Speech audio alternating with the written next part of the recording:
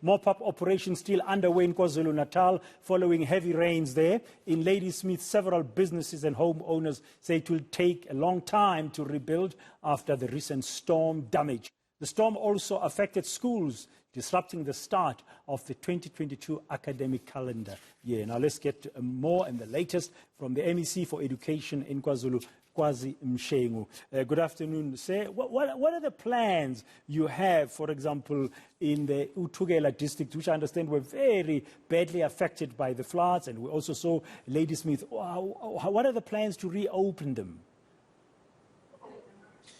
Good afternoon, Pratom, and to your viewers.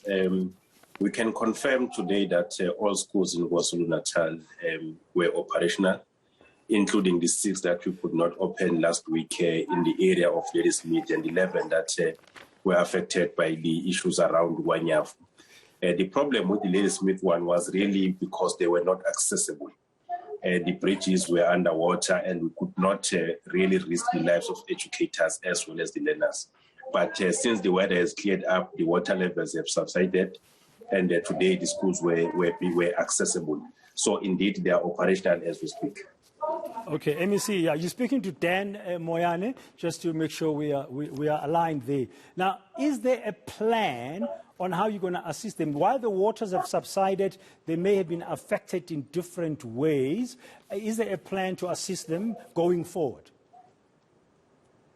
Well, but then the issue with the disasters is that you really cannot plan them in advance, and you depend on the scale in which they happen. We had not anticipated that the disaster would be such that schools would not be accessible. You will remember that there are schools that were damaged, which we had to replace the damaged classes with mobile classrooms as an interim measure. But the 6 schools in Ladysmith, they were just not accessible. And not that because there were no bridges at all, but the bridges were underwater.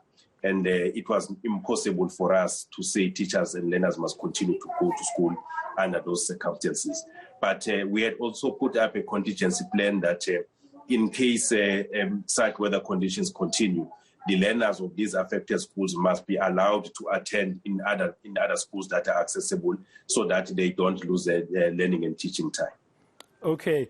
I don't know if you saw the article. I interviewed a geologist from your province, KwaZulu-Natal, Professor Green, last week, Andrew Green, and he was saying KwaZulu-Natal should also brace itself in the near future for dealing with tropical cyclones. You know, we've got the impact of climate change, and we've seen some cyclones coming all the way over Madagascar, past the Mozambique Channel, over Mozambique, and sometimes making their way to Mpumalanga or the northern parts of KZN. When you hear about such, what goes through your mind, especially for your sector? Because, I mean, education is very, very critical for our country and its future.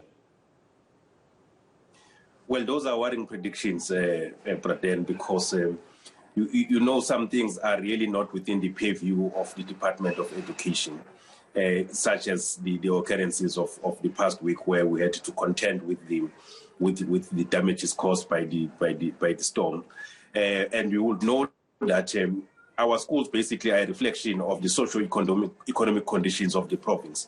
72% of our schools are in rural areas, which the same rural areas that get affected mostly when you face such disasters. So it will be difficult really to plan for such occurrences because we can't move those schools now and put them in the places which are less affected when such heavy rains occur.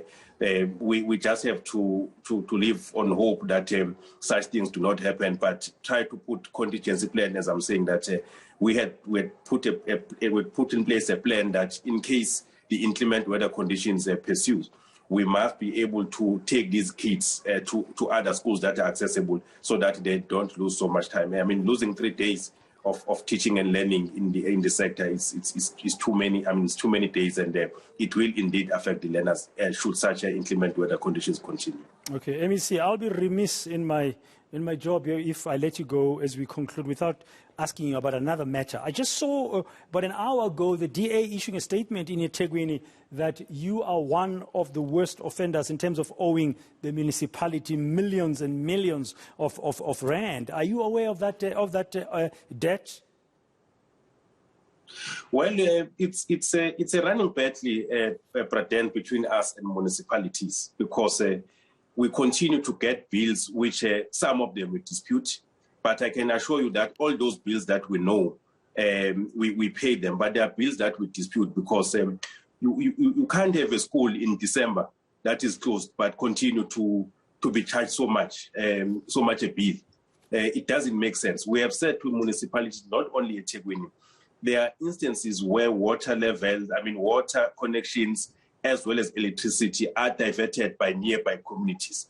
And those bills are not charged to communities, but they are charged in the school. I'm just giving you an example that it doesn't make sense that you can get a bill of 300,000 in December for a school, because in December it's known schools are closed. So indeed, there are bills which we are disputing as a department, but those that are clear-cut, which we know, we have paid them as a department. The ones that are in dispute are a subject of discussion between ourselves and the municipality. And our view is that the municipality must be able to assist us so that the water that is sent to our schools, the electricity that is connected to our schools, is also not diverted by communities who will then have to escape the responsibility of paying, with the hope and with the knowledge that no, this bill will be sent to a school. Okay. Is this figure, 330 million rand outstanding debt to eThekwini by your department in the province to eThekwini municipality, correct? I've seen it in the DA statement. Is that correct? No, it's a figure for all the municipalities in the province, not only eThekwini. Okay, it's not, yeah, for all the municipalities combined, not just for eThekwini. So this yes. 330 million rand you are currently disputing, from what I'm hearing, but you are able, or will you be able to pay where you can verify that it's justifiable? Where we can verify, we will indeed pay. But I must also indicate that we have also taken an issue with some of our schools who use the money allocated to them for domestic accounts, which will be payment of bills, and they decide to use them for other reasons, and they ended up not paying municipalities. We are identifying those schools, and we are taking up the issue with the principals of those schools, because we give schools a money of norms and standards, and amongst that category, there will be an allocation of what we call domestic accounts. But some of the schools have used that money for other reasons, leaving the department to have to bail them out so that water connection and electricity continues to be available in the schools in the quest to avoid learners being disrupted, because when there's no water in the school, you can't operate. You can't keep learners for 7-8 hours in the school without water. So from time to time, we have to bail out those schools, but we are also taking a tough stance against them as a department. So ultimately, we will pay those bills and invoices that we agree with, but those that remain in dispute will have to be subjected to this process of discussion between us and the municipalities. So you are going to be reducing this 330 million rand owing shortly? Definitely.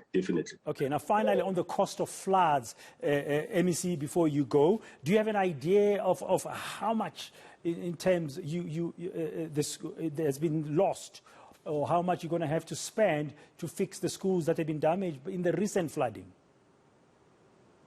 The estimated figure was at more than 200 million for the schools that were damaged by the recent floods.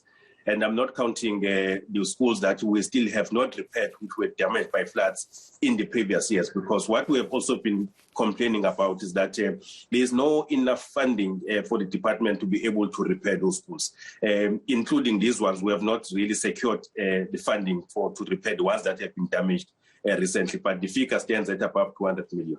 200 million. Where is that money going to come from? Well, we have reported to the provincial treasury. We have reported to the premier to say they need to assist us to secure this money, because unfortunately also as a Department of Education, we are not a revenue generating department. So we rely really on what is given us either as grants or as from the equitable share.